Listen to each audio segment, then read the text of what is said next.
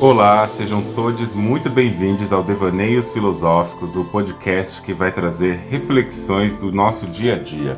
O meu nome é Andreone Medrado e esse podcast é um podcast livre, um podcast aberto para discutir coisas que acontecem na sociedade, no cotidiano e que podem ou não afetar a nossa psicologia, a nossa subjetividade e nos ajudar a fazer questionamentos muito mais do que trazer respostas. Então venham comigo, acompanhem aqui nossos episódios e vamos devanear. Você já parou para pensar no tanto de coisas que não são ditas, mas que falam muito sobre nós e sobre a sociedade?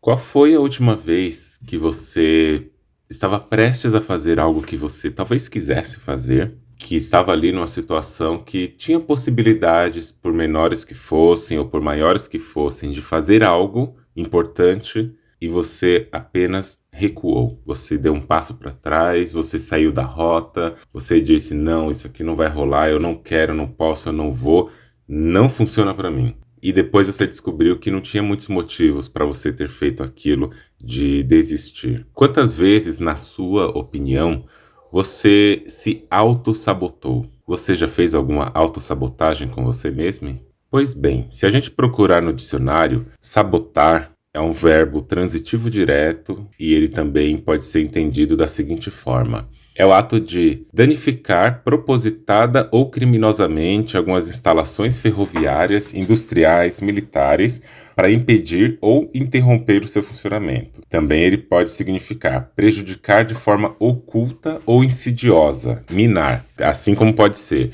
dificultar ou prejudicar uma atividade por meio de resistência passiva, agir astutamente contra algo ou alguém, e pode ser um verbo intransitivo, que é perpetrar um crime de sabotagem.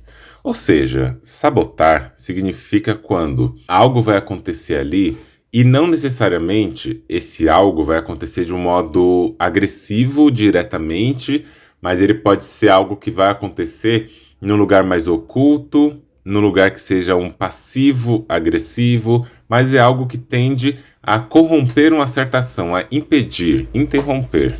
Mas falando assim em termos gramaticais, não é nem tão difícil entender, né? Se fosse pensar em exemplos do cotidiano, também não é tão difícil entender. Você pode pensar que é uma coisa muito boba, né? Eu quero sabotar uma pessoa e não quero que ela coma um certo iogurte porque eu quero que ele estrague antes. Então, como que eu posso sabotar o iogurte? Eu vou deixar ele aberto na geladeira. Eu vou sabotar num lugar mais criminoso, né? Vou sabotar uma viagem. Então, eu vou desparafusar alguns parafusos importantes do motor, da roda, da porta, de alguma coisa do veículo, para que durante o processo a sabotagem aconteça e aquele veículo tenha um problema. E aí tem inúmeras formas de sabotagem. Vou sabotar uma prova de alguém. Então, eu vou fazer o quê? Vou tirar o documento da bolsa dessa pessoa para que quando ela vai fazer a prova, ela chegue lá atrasada e não consiga. Essas são práticas cotidianas de sabotagem que a gente entende que existe, primeiro, um movimento de interrupção de um processo, mas que essa interrupção ela não é definitiva naquele momento em que é feita a ação. A sabotagem ela diz respeito a um porvir. É algo que vai acontecer para impedir o ocorrido. Mas será que na vida prática e na vida psicológica das pessoas, a sabotagem ela é algo que acontece de um modo tão perceptível?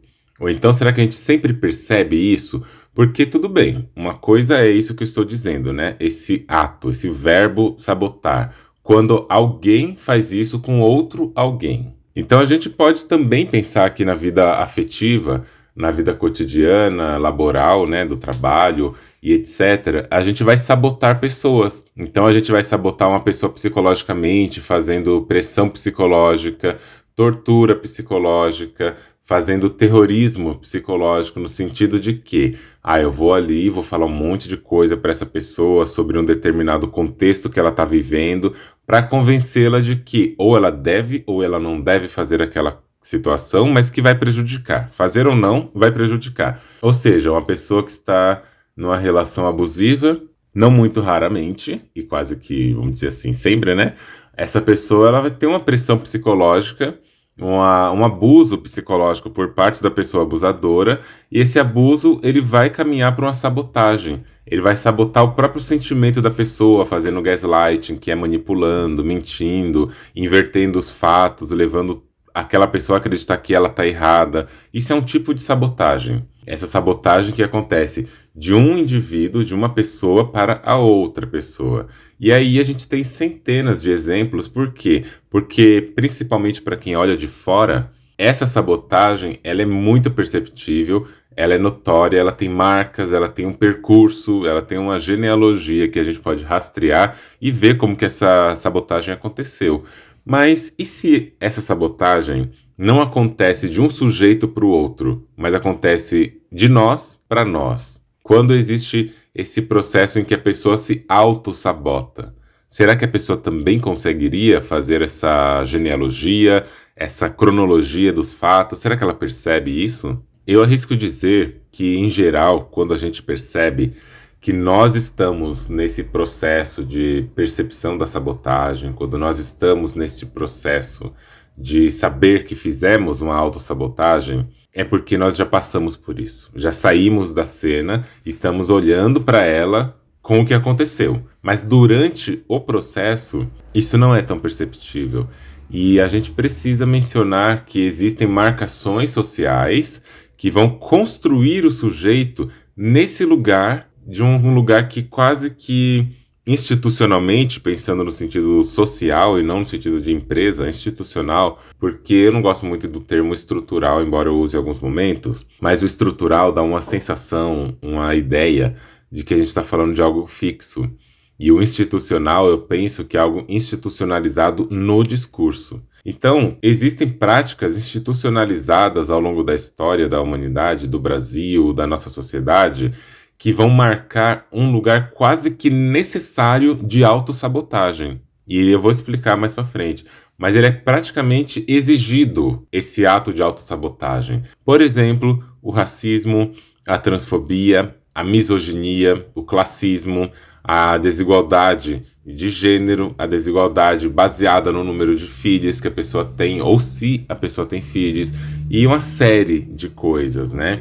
Pessoas com deficiências neurodivergentes, pessoas que estão em lugares sociais que não pertencem a uma hegemonia, pessoas gordas e assim por diante.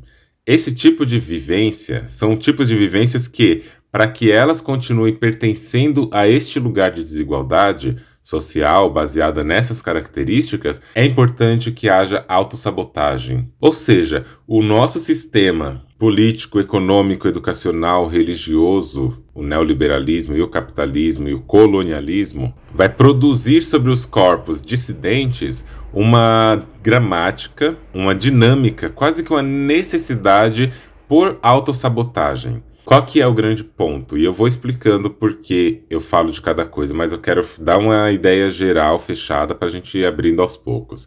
O ponto é, esse sistema que faz com que nós, pessoas dissidentes, tenhamos uma tendência, quase que uma intimação à autossabotagem, ele é importante para continuar mantendo as desigualdades e ele precisa ser assimilado. Ele precisa ser preenchido dentro de nós, ou um espaço de olhar para nós, precisa ser colocado como autossabotagem fazendo parte do nosso projeto de ser humano. E isso acontece a partir do momento que nós acreditamos nessa situação de autossabotagem e não chamamos de autossabotagem. Ou seja, é necessário que nesse projeto neoliberal que coloca o indivíduo como responsável por todas as suas escolhas, por todas as suas ações, olhe para si e, olhando só para si, entenda que tudo é responsabilidade única e exclusiva da pessoa. E a autossabotagem, ela entra nesse lugar principalmente. Porque quando falo desse termo, esse termo ele vem acompanhado de muita vivência, muita experiência e muita construção subjetiva de si, ao ponto, inclusive, da pessoa não ser capaz de olhar para ela com merecimento, não consegue olhar para ela com qualidade, com amor, com carinho. E vários são os processos que vão produzindo essa baixa autoestima, produzindo essa negação de suas qualidades, essa negação de quem se é, né? Negando o tempo todo que pode fazer, que pode conseguir, que pode chegar lá. E quando chega, às vezes, se sente a pessoa impostora. Tem um termo que usam que é síndrome da impostora, principalmente relacionado a mulheres, mas que eu estenderia para esses grupos dissidentes. E é nesse lugar próprio de que, mesmo quando chegamos lá, a gente acha que não fizemos o suficiente e que não somos merecedores, merecedoras, merecedores de nada disso. Por quê? Porque a gente se autossabota. E a gente fazendo isso é também uma maneira de manter esse sistema desigual, porque imagina o tormento que seria para a hegemonia se corpos dissidentes, que são muitos e a maioria, acreditassem que são merecedores de algo e começassem a lutar por esse merecimento. Imagina o que aconteceria. Só que não pode acontecer. Não pode acontecer na visão desse modelo capitalista, neoliberal, porque é importante que, primeiro, transfira a responsabilidade que é social e que tem origens sociais para o indivíduo, para a pessoinha, para cada corpinho ali separadamente, e fale que eles têm que se virar para resolver e fazer com que acreditem nisso. Isso tem bases religiosas, isso tem bases capitalistas, neoliberais e tudo junto, bases coloniais, colonialistas. Então, é nesse processo de autossabotagem que a gente também constrói várias noções de não merecimento, de inaptidão, de não poder fazer as coisas, mas que no fundo não vem só de nós. Isso não nasce conosco necessariamente, e isso é fruto de uma construção social e histórica que subjuga certos corpos e subjetividades, e a gente acaba acreditando nisso. A gente acaba pensando que, de fato, somos pessoas que não temos condição de fazer tudo isso. Mas vamos pensar, né? Tem também uma cooptação desse termo, autossabotagem, dentro de um sistema de produção de conhecimento, que são os coaches. E não só os coaches, mas também uma psicologia neoliberal, também um academicismo neoliberal, em que as pessoas colocam a autossabotagem, de novo, como culpa da pessoa que se autossabota. Então essa culpa, ela não vem para compreensão do que provoca a autossabotagem, ela vem para culpabilizar propriamente mesmo esse ato. Então você que já tem uma série de motivos e origens e razões para se sentir uma pessoa que não está fazendo o melhor que deveria, que acha que deveria, no caso, a gente passa, inclusive, a acreditar que não fizemos porque não fomos capazes e que deveríamos e que talvez poderíamos ter feito algo e não fizemos. Isso acontece muito no campo afetivo, no campo relacional, tanto afetos românticos, sexuais, quanto outros tipos. Quando, por exemplo, a gente tem uma vida onde, ao longo de várias experiências, trajetórias, várias experienciações dos afetos, tem ali um lugar de preterimento, tem ali um lugar de traição, ou então um lugar onde a gente não se sente uma pessoa segura nas relações, por motivos, como eu disse, motivos que são também sociais. Tem psicológicos de outras ordens, mas tem os que participam da construção social. E a gente vai acumulando, a pessoa, no caso, que está dentro desse lugar, vai acumulando eventos e episódios de decepção, frustração, de medo e, por que não, em muitos casos, infelizmente, episódios também de violência. Imagina que esses episódios que vão acontecendo, eles vão se repetindo e não se repetem numa frequência baixa. Digamos que eles se repitam com uma frequência consideravelmente alta na vida dessas pessoas ou dessa pessoa, ao ponto dela passar a entender o modo de amar como algo que acontece sempre nesse lugar de sofrimento, de perda, de frustração. E tudo bem, frustração faz parte da nossa vida, mas eu estou falando de um outro grau de frustração, estou falando daquelas que são um pouco mais agressivas. E aí a gente vai construindo a nossa noção de que o amor é ruim assim, ou de que ele sempre vai vir nesse lugar. E não raramente existem casos de que é dita, né, aquela frase que foi atribuída a Nina Simone, outra hora dizem que é de Frida Kahlo, mas que se o amor não for servido à mesa, levante-se. Não permaneça onde o amor não for servido. E a pergunta é, quando a gente está nesse lugar de acúmulo de experiências que não foram muito agradáveis ou muito boas, será que se for servido o amor, a gente consegue ficar ali? Quantas vezes a gente teve, ou dependendo de quem ouvir, está numa relação em que ao redor tudo ali ao redor indica uma relação diferente das outras, num caminho que a construção afetiva, o diálogo, o acolhimento, o próprio carinho, ele aponta para um lugar que é o que a gente quer, é o que a gente queria sempre, é uma coisa gostosa, interessante, porém, nós não conseguimos acreditar mais. Não conseguimos acreditar, primeiro, que aquilo possa ser verdade, segundo, que aquilo está acontecendo naquele momento, daquele jeito, que tem a ver com a primeira coisa, e terceiro, a gente também nem acredita que a gente merece estar ali. Então, quando chega esse momento calmo, quando chega esse amor tranquilo, quando chega esse amor que tem elementos que realmente nós buscamos e gostamos, o que a gente faz? A gente cria meios daquele relacionamento se esfriar, daquele relacionamento ser colocado à prova, dele ser testado, porque a gente precisa também, inconscientemente, às vezes conscientemente, ter a certeza de que ele vai dar certo, ter a certeza que ele vai acontecer num lugar desejado. E é pra gente ter essa certeza, às vezes sem se dar conta. Não é uma coisa que acontece que você fez uma planilha, escreveu uma nota na sua agenda e falou, vou fazer passo a passo. Não é necessariamente assim. É algo da ordem do involuntário. A gente vai fazendo e às vezes se dá conta, às vezes não. Então nós vamos testando possibilidades, testando aquela relação, testando aquele contato, aquele convívio. Só que a gente testa no lugar de desgaste, de um lugar de prejudicar a relação. Sabe quando a gente entra num relacionamento e ele começa a ser interessante, ficar bom e automaticamente aciona aquela luz, aquele medo que a gente tem, porque em outras relações, aquele efeito que chama love bombing, que é um amor que vem assim explosivamente, vem assim um amor avassalador no começo e cresce, cresce, cresce quando a gente abre e se relaxa e se entrega. Aquele amor vira um amor mentiroso, vai embora, vira ghost, vira abuso. E a gente teme que tudo que começa nessa intensidade vai acabar desse jeito. O que a gente começa a fazer?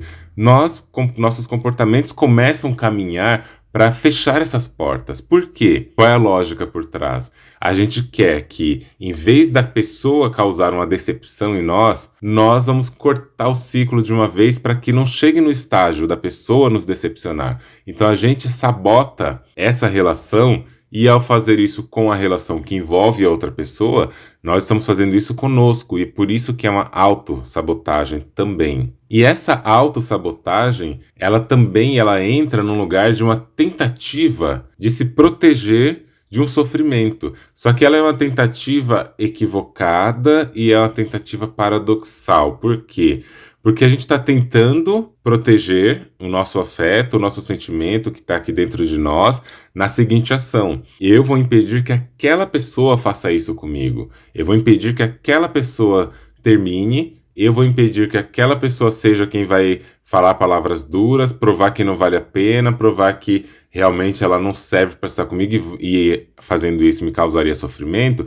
E eu vou impedir isso tudo como? Eu vou fazer tudo isso pela pessoa. Sabe aquela coisa? Eu prefiro terminar agora do que a pessoa terminar comigo. Isso tem muita origem também naquela outra expressão que é tá bom demais para ser verdade. Essa expressão popular, está bom demais para ser verdade, geralmente ela carrega em si um germe da autossabotagem.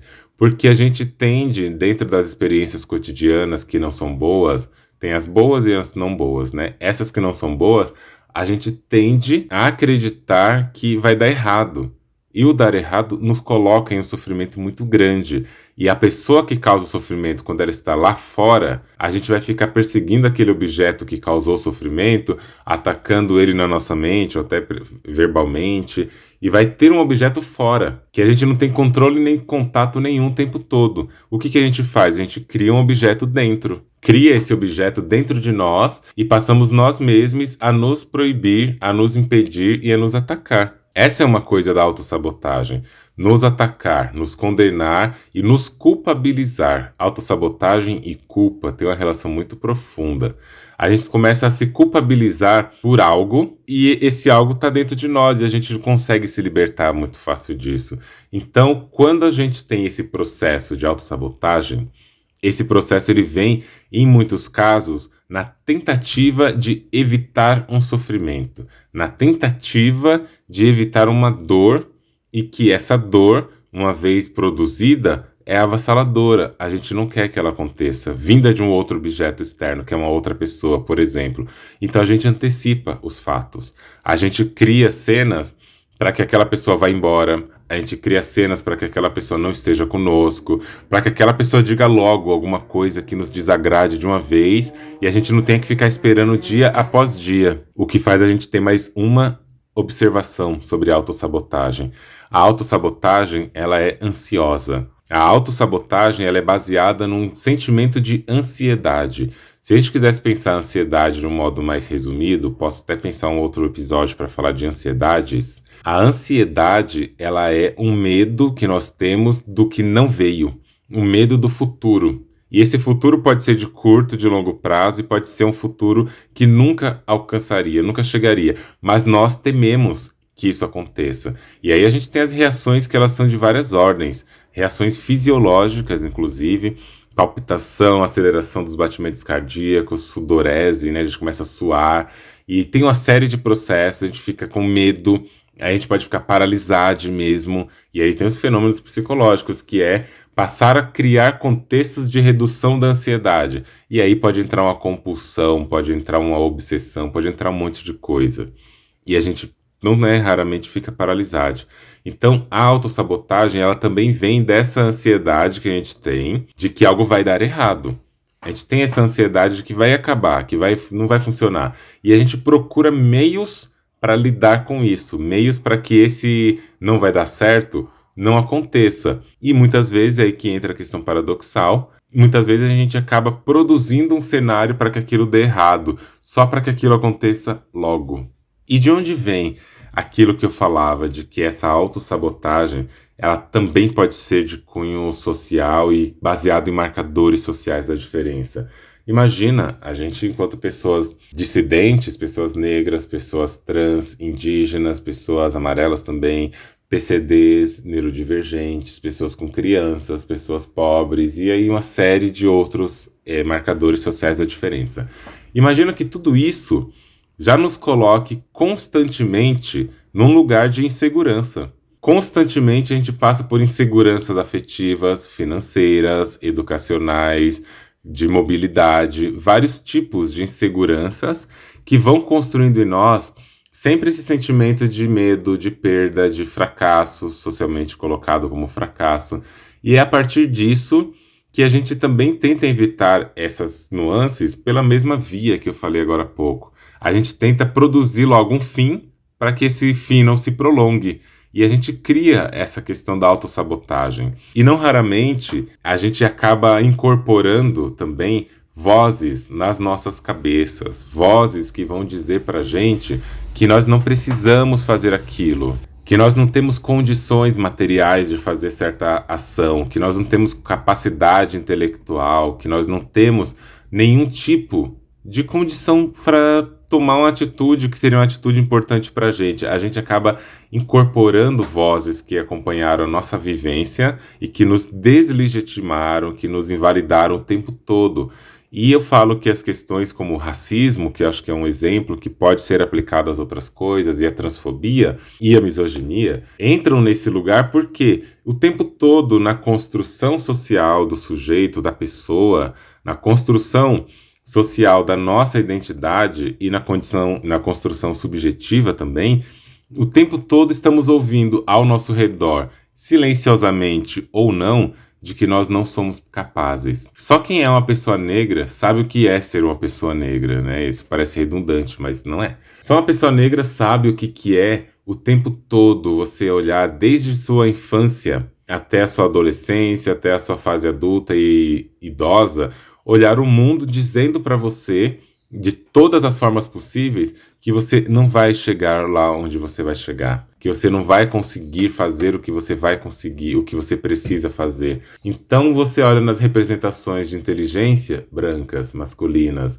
Você olha nas representações de beleza, de amor, brancas. Você olha nas representações de sucesso, de família, de sentimentos que podem ser expressos, de autoridade, de qualquer coisa, é o branco. Quando você vai olhar por um outro lado, o exemplo de trabalho, de sofrimento, não é um trabalho gostoso, trabalhos braçais e trabalhos difíceis e árduos e não recompensados, muito menos reconhecidos. Qual que é o exemplo?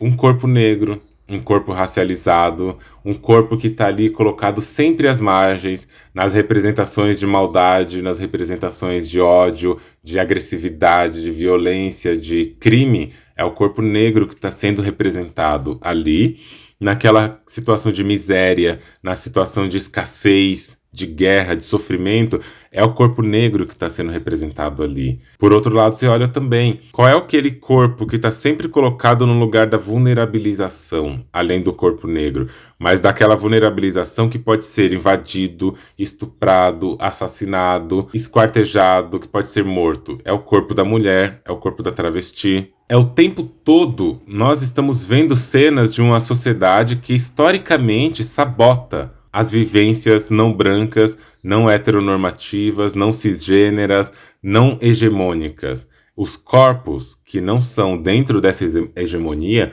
eles são constantemente sabotados pelo sistema. O nosso sistema social colonialista e colonial, ele sabota os corpos o tempo todo para mantê-los nessa desigualdade, para colocá-los longe desse lugar de vitória, de conquista, de acesso. E não estou falando de conquista e vitória como numa competição. Eu estou falando apenas de conseguir sobreviver e, se melhor ainda, é o que a gente procura, conseguir viver. Viver os nossos afetos, nossos desejos, nossas buscas. Só que isso acontece dentro desse sistema desigual, dentro dessa lógica capitalista e colonial, que o tempo todo as representações que nos constituem, e eu falo de novo, representações, a nossa construção subjetiva, emocional, afetiva, a nossa busca pelas coisas no mundo se dá na construção da nossa identidade, que é uma construção também imagética. A gente constrói a nossa identidade a partir das imagens que a gente recebe e percebe do mundo. E eu não estou falando de imagens no sentido de imagens visíveis. Construções mentais de cenas, de contextos. Isso é uma construção imagética. A pessoa que não enxerga, a pessoa que enxerga, tanto uma quanto a outra, são capazes de construir imagens mentais. E estas imagens mentais orientam a sua identidade, orientam o seu gosto, não definem, né? Mas orientam o seu gosto, orientam a sua busca por construções que vão dialogar com tudo isso.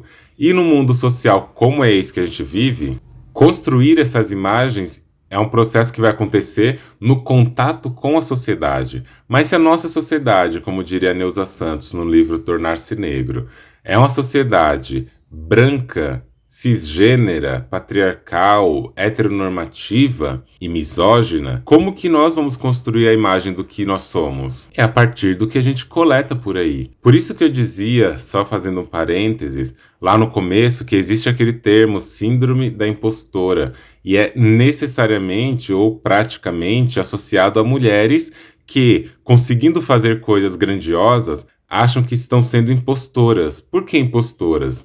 Impostoras são pessoas que estão ocupando um lugar que não deveriam, que estão mentindo, que estão usurpando um espaço, uma localização, um comportamento, uma identidade. A síndrome da impostora, que eu repito, pode ser estendida a esses outros grupos, tem tudo a ver com autossabotagem, porque quando elas chegam num lugar, quando elas promovem uma situação, uma ação que é grandiosa, e não precisa ser grandiosa no nível de transformar o mundo, pode ser uma conquista de ter feito um bordado, uma conquista de ter construído uma máquina, uma conquista de ter elaborado um aplicativo, de ter feito uma boa palestra, de ter feito uma boa apresentação oral, de ter feito algo bom na vida, de ter conseguido entrar num emprego, numa faculdade. Quando essas mulheres chegam nesse lugar e conseguem esse feito, e elas olham para si e falam, nossa, que coisa incrível que eu fiz, aí aciona a síndrome da impostora, que é essa síndrome que vai dizer, nossa, mas você não devia estar aqui, né? Você não devia ter feito esse tipo de coisa que você fez, né? Isso não é adequado, olha só como você está num lugar que não te pertence. Por quê? Porque o tempo todo na narrativa ocidental patriarcalista, essas mulheres não são incentivadas sequer a ocuparem lugares onde a ação delas seja reconhecida, seja validada e seja colocada como pertencente àquele corpo. Por que que, em geral, homens, quanto mais padrão principalmente, por que que homens brancos não têm essa questão? Por que que homens brancos nunca se sentem impostores? Porque o mundo inteiro é desenhado para que eles sejam o que eles são, e cada vez melhor. Pelo contrário, tá? Em vez de sentimento da síndrome da impostora, eles têm, em vez de síndrome, eles têm uma convicção da autoestima inabalável. Estes homens, estas figuras patriarcais, e a branquitude, numa comparação com o restante, a branquitude como um todo, sejam homens ou mulheres, enquanto seres de branquitude, são pessoas que têm uma autoestima muito grande, que não observam a vida com as possibilidades de desigualdade que ela tem e consideram que tudo que estão fazendo está bem feito. Mas, de novo, nada se iguala ao homem cis branco. Este homem cis branco, eles têm uma autoestima inabalável. Quanto mais padrão esse homem, essa autoestima tá ali. E eu tô falando de padrões, tá? E estes homens padrões, eles têm uma autoestima tão grande que eles fazem coisas medíocres. Eles fazem coisas irrisórias, coisas insignificantes, que poderia ser feito por qualquer inteligência artificial mal programada ou por qualquer sopro de vento que dá no quintal, que poderia fazer coisas melhores do que eles fazem. Mas eles acham que estão fazendo algo incrível. Porque essa construção subjetiva do que eu estou chamando de autossabotagem não passou pela vivência deles. A mediocridade tem sido a marca dos homens médios, praticamente todos os homens aí, cis, hétero, branco e padrão. Essa é a marca. Eles fazem pouco, e o pouco que fazem, a sociedade como um todo, dentro dessa construção imagética, simbólica e cultural, valorizam o fazer do homem. Enquanto para mulheres, não. É tanto tempo passando, é tanta vivência nesse lugar de negação, de ser xingada, de tudo que faz está errado, de se expor com a autoridade e é chamada de agressiva, de ignorante, de raivosa. E tudo isso vai se desenhando nesse processo que constrói no sujeito, no caso mulheres e outras pessoas dissidentes, que constrói no sujeito aquele sentimento de que tudo está errado. Essa é a gênese da autossabotagem. Ninguém se autossabota porque gosta. Não é autossabotagem, porque não produz nenhum tipo de vantagem, de prazer. A autossabotagem, ela caminha nesse lugar de querer... É como se a autossabotagem fosse uma coisa produzida para acontecer desse jeito mesmo. Porque a pessoa passa a querer ocupar o espaço que disseram que teria que ocupar. E a gente passa a acreditar que não tem outra saída. E é um lugar muito fundo, não é uma fala tão simples quanto a gente vê no Instagram, nos coaches, em outros espaços, que a autossabotagem você pode lidar com ela em 1 minuto e resolver.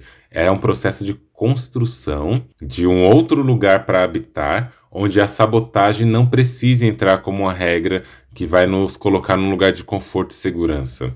E aqui entram as vozes das nossas cabeças. Quanto tempo, por quantas vezes na vida, igual eu falava da vivência de mulheres, de pessoas racializadas, quantas vezes a gente faz coisas e a única coisa que a gente recebe como resposta é poderia ser melhor, eu esperava mais de você, você tinha que fazer de outro jeito, não gostei, nossa, que feio, para com isso, por que você faz esse tipo de coisa?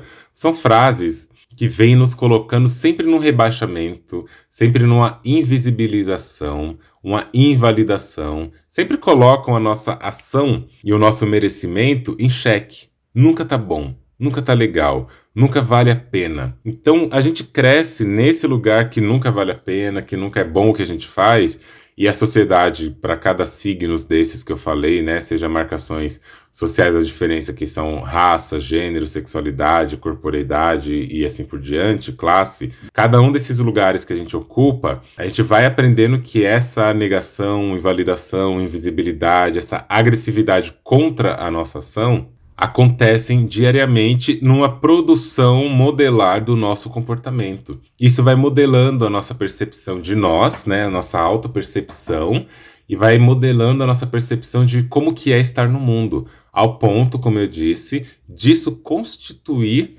a nossa identidade, constituir o nosso modo de funcionamento. E para quem não assistiu, eu recomendo dar uma olhadinha lá no episódio Entre o Caos e o Afeto, que eu falo um pouco de uma outra gênese que participa de um processo de autossabotagem, mas que participa de um outro lugar subjetivo de construção da nossa própria percepção. Quando estou falando de autossabotagem, eu estou falando de um período, de uma construção, de um histórico de percepções que toda essa vivência, essas vozes que a gente escutou na prática mesmo, falando contra e depondo contra nossos desejos e escolhas, essas falas, essas vozes, elas são internalizadas, elas são colocadas e elas às vezes, dependendo da pessoa, ela fica guardada na nossa mente por muito tempo. Elas ficam guardadas e ecoando na nossa cabeça. As vozes ficam ecoando essas narrativas na nossa cabeça por muito tempo. Coisas que chegam ao ponto de, dentro dessa lógica de síndrome da impostora, que pode ser estendida para outras vivências, a gente vai fazer uma coisa e acredita que até gostou daquilo que a gente fez, mas na hora vem essa voz, é como se a voz se reproduzisse no significado na nossa cabeça. São vozes na nossa cabeça que dizem: você está fazendo errado, você não deveria prosseguir, olha que perigo, você vai fazer isso mesmo? Lembra daquela vez que você fez e que não deu certo? Lembra daquilo que você falou uma vez e causou aquela polêmica? Lembra como foi trágico aquele dia em que você deu a sua opinião? E tudo isso entra, né, já está dentro da nossa mente, mas entra nesse processo que a gente está vivendo naquele momento como algo que vai reproduzir o que aconteceu lá atrás e vai negar, vai proibir, vai impedir, vai sabotar. Essas vozes que ficam na nossa cabeça, que ecoam, são reforçadas de tempos em tempos para que, a partir desse reforço, a gente mantenha um status quo, mantenha um estado das coisas na sociedade, mantenha cada vez mais rígida essa mobilidade. É um pacto, é uma produção discursiva, é uma produção agressiva da sociedade que vai fazer com que nós, indivíduas, pessoas que estamos vivendo esse mundo desigual com várias questões de preconceito, de raça, gênero, sexualidade, classe, entre outros, vai fazer com que a gente acredite que o nosso lugar é aquele lugar que nós fomos colocados mesmo. Nós somos colocados para viver esse lugar agressivo, esse lugar de proibições, é um lugar muito proibitivo. Então, a autossabotagem, ela está intimamente ligada a processos coloniais. Quem é que pode dizer não? Quem é que pode se expressar? Quem é que pode ter raiva? Quem pode mostrar seu sentimento a hora que quiser? Quem é que pode ser aquilo que de fato é, sem temer grandes represálias, sem temer sequer que está fazendo algo que é medíocre? São as pessoas que estão dentro de uma hegemonia, são as pessoas que estão dentro de um conjunto de normas e regras que são favorecedoras para esses corpos. Essas pessoas dificilmente pensam e criticam a si no momento de muita tensão.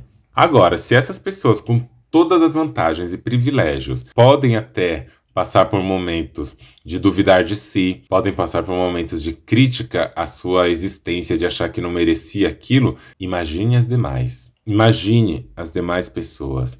Então a autossabotagem não é uma coisa que se muda fazendo 10 passos, não é uma coisa que se transforma fazendo dicas, fazendo terapias quânticas, né? Que é esse absurdo que a gente vê hoje em dia. Não é fazendo constelação familiar, não é indo para a igreja que isso vai mudar. O que vai nos ajudar ao longo do tempo, num processo lento e gradual, a lidar com as vozes da nossa cabeça, ao ponto dessa autossabotagem ela ir diminuindo, é a nossa própria vivência da coisa.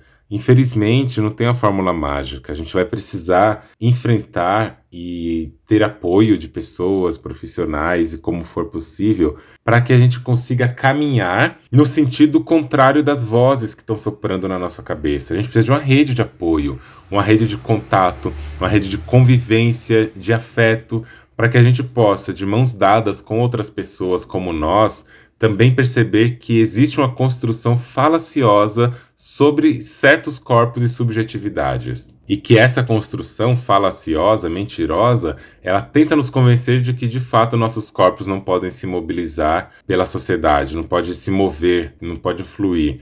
Como que a gente lida com isso? Na prática. Infelizmente, não tem uma fórmula mágica mais rápida. A gente precisa, primeiro, entender, por isso que entender o colonialismo e todas as nuances que vêm a partir dele, ou a maioria possível, entender que é a partir daí que se constrói um lugar onde cada corpo vai ser posicionado na sua limitação produzida. Se produz uma limitação sobre aquele corpo e faz esse corpo acreditar que a culpa é dele, que realmente a limitação ela é de ordem, entre aspas, natural. A pessoa realmente tem aquela limitação. Primeiro ponto é esse, entender a história, entender o motivo das diferenças, das lutas de classes, gêneros, raças e etc, para a gente entender que tem um construto social que prioriza profundamente que a gente acredite que o problema somos nós e não o sistema. Esse é um primeiro passo, porque a partir do momento que a gente acredita que estamos errados, nós vamos continuar produzindo a autossabotagem que é oriunda das vozes da nossa cabeça. Agora, quando a gente entende o sistema, entende as práticas coloniais e vai compreendendo aos poucos de onde vem isso, nós vamos pelo menos ter a consciência de que nós não somos o erro, nós não somos o problema. Quer dizer que a autossabotagem vai acabar nesse dia que a gente descobrir isso? Não. Mas quer dizer que nós vamos ter mais atenção para entender de onde estão vindo as coisas. O próximo passo é a gente conseguir, a partir de vidas, eu falo próximo passo, né? Parece até que estou dizendo 12 passos, e eu acabei de criticar isso, mas não é. Quando a gente faz isso, nós estamos caminhando em direção a uma desconstrução da autossabotagem, que é a ter contatos com outras pessoas que também nos valorizem. Aproveitar e conseguir estar em lugares onde o discurso fale sobre nossos corpos, parar de consumir só coisas que a branquitude produz, que o patriarcado produz, parar de consumir livros feitos só por pessoas brancas e hegemônicas e homens, parar de produzir conteúdos de série, de filmes e leituras que só sabem colocar as pessoas negras, mulheres, pessoas trans, pessoas de várias dissidências em lugares subalternos. Porque a gente vai construir uma imagem de quem nós somos nesse lugar. E não é esse lugar que a gente precisa mais, a gente tem que desconstruir. Vamos procurar olhar representações reais sobre nossos corpos, mostrando que também nossos corpos podem ocupar outros espaços. É assim que a gente caminha. Vamos educar as nossas crianças para falar para elas o quanto elas são maravilhosas também. Me lembro como hoje, né? Minha sobrinha, ela tem o cabelo bem cacheado, o cabelo do pai é liso, porque é um homem branco, o cabelo da mãe é um cabelo crespo, porque é uma mulher negra, e ela nasceu com esse cabelo cacheado, que não é um cacho muito fechado, muito grande, e o cabelo é muito volumoso. E uma vez essa minha sobrinha estava comigo falando que o cabelo dela era feio, que ela queria prender o cabelo, fazer trança, qualquer coisa, para o cabelo ficar feio, preso e contido, né? E eu falei para ela assim, não, mas meu bem, seu cabelo é tão lindo. Sabe o que é esse seu cabelo? Esse seu cabelo aí é um cabelo de gente poderosa. Falei pra ela naquele momento, ela tinha uns 5 para 6 anos. Eu falei, seu cabelo é poderoso, olha que pessoa poderosa que você tá. Nossa, que cabelo de gente poderosa. Aí na hora ela soltou o cabelo assim, ficou mexendo, contente. E hoje ela vai fazer 14 anos. Hoje não, né? Esse ano ela faz 14 anos. E ela ainda lembra disso. E eu só perguntei esse cabelo seu aí, hein? E ela, é cabelo de gente poderosa. Então, o modo como a gente trata nossas crianças, como a gente representa a realidade para essas crianças, também é um modo de barrar essa autossabotagem. É um modo de barrar essa invalidação. É um modo da gente também construir naquela criança um olhar de que ela não é o que a sociedade está dizendo. Sem dizer que é mentira o que ela tá vendo, sem dizer que ela não tá ouvindo coisa certa. Ela tá vendo mesmo um preconceito contra o cabelo, estão falando mesmo isso, estão dizendo que cabelo bom é cabelo liso e loiro, mas a gente não precisa negar isso. A gente fala, olha, estão dizendo isso, é verdade, mas não tem só esses cabelos e não é isso que faz um cabelo ser bom. Tem cabelo assim, assim, assim, cabelo igual ao seu, que é lindo, que é maravilhoso, que é poderoso. E a gente vai construindo nessa criança o olhar de que ela é além daquilo que dizem, para que ela não tome aquilo que a sociedade vai dizer sobre ela como verdade única. O mesmo vale para o gênero. Crianças que não se identificam com o gênero que foi assignado ao nascer, com essa ideia de sexo e gênero, mostrar que são crianças maravilhosas, que têm as suas qualidades e que o mundo vai dizer uma coisa, mas essa coisa não é a verdade sobre essas crianças. Olhar para pessoas idosas também, valorizar as pessoas idosas que ao longo de toda a vida tiveram essa trajetória de sofrimento, de dor, construída nesse lugar é de inutilidade e que quando se tornam idosas ocupam ainda mais o lugar de inutilidade. Então, se aproximar dessas pessoas e falar para essas pessoas que elas não são isso tudo. Olha o tanto de coisa que você fez, olha como você foi incrível. Isso muda tanto. Cada coisinha que a gente escuta e cada pessoa tem os seus pontos, né, de alfinetação, de quase que um esfaqueamento, né, ao longo da história. Que é isso, a gente está vivendo momentos na vida e alguém fala alguma coisa muito marcante, muito marcada, e aquilo nos acompanha por anos, tanto para o bem quanto para o mal. E é isso que a gente pode tentar não fazer. Para que a gente vai emitir opiniões que são desagradáveis para pessoas? A gente pode falar coisas que são importantes, e mesmo que sejam coisas duras, tentar falar isso de um jeito que não ofenda aquela subjetividade. Não tô dizendo que a gente vai passar pano para racista, etc, porque não é sobre essas pessoas que eu tô falando, né? Essas pessoas aí, fogo nos racistas, né? E nos transfóbicos, misóginos e tudo mais. O que eu tô falando é quando a gente vai entrar em contato com outra pessoa, ter esse cuidado de entrar em contato com outra pessoa. Mas uma coisa também importante, termos cuidado de entrar em contato conosco também. Nos olhar com um pouco mais de atenção, de respeito, respeitar nossos limites, respeitar nossas condições de fluidez nas relações, nos espaços, para que a gente consiga também construir experiências boas e que as vozes da nossa cabeça sejam substituídas aos poucos por vozes que nos acolhem em algum momento, porque a gente precisa disso. Não sou a pessoa mais otimista do mundo, todo mundo sabe. Sou uma pessoa que tende muito mais para um pessimismo realista, mas quando a gente fala de construção subjetiva, quando a gente fala de desejo, de afeto, de posicionar-se no mundo, eu nunca vou deixar de dizer que nós precisamos ter espaços onde nos sintamos bem. A gente tem que se sentir bem. A gente precisa se sentir bem no lugar que a gente frequenta, porque o mundo já nos aperta, nos pressiona, nos destrói profundamente para que a gente fique consumindo essas coisas e somente isso. Vamos olhar criticamente, vamos pensar criticamente sobre isso para que a gente tenha um lugarzinho melhor para habitar dentro de nós, que é onde nós estaremos o tempo todo. E por falar em ações importantes, em ações que podem transformar espaços, pessoas e lugares, eu aproveito aqui para te convidar. Vai lá no meu perfil aqui no meu podcast, vai ali na página central do podcast e avalia o podcast, coloca lá para nós as suas estrelinhas, porque quanto mais pessoas avaliam esse podcast, mais ele pode chegar em outros lugares, outros espaços, mais ele vai ser recomendado. Indica esse podcast para outras pessoas que você tiver interesse e que acha que vão gostar. E assim você me ajuda também. E a gente briga contra a sabotagem algorítmica que também acontece, tá bem? Você já parou para pensar sobre essas discussões que foram trazidas aqui hoje? É isso por hoje, pessoal. Espero que vocês tenham gostado desse episódio. Lembrando que vocês podem seguir o meu perfil no Instagram, andreone.medrado, e você também pode seguir no Twitter, que tá andre1medrado. Vocês também podem enviar seus depoimentos, reflexões, críticas e sugestões no link que eu vou deixar aqui na bio, na descrição de cada episódio, de um formulário. Espero por vocês nos próximos episódios. E já não esquece, compartilhe esse podcast com alguém que você conhece, avalie esse podcast ali, porque isso nos ajuda a alcançar mais pessoas e ajuda também na nossa produção de conteúdo. Vejo vocês em breve e um grande beijo e até mais. Você já parou para pensar?